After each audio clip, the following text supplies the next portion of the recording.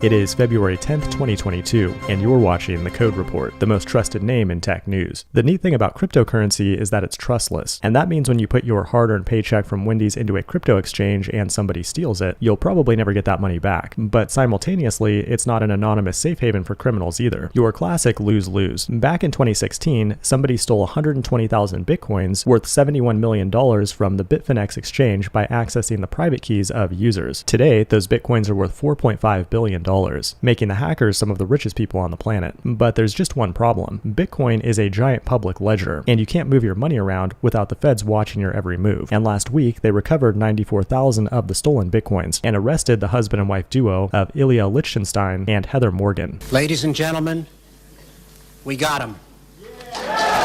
The saddest part of this story is that Heather was an up-and-coming rapper. This song is for the entrepreneurs and hackers, all at WrestleCon. The Versace better win. Come real far, but don't know where I'm headed.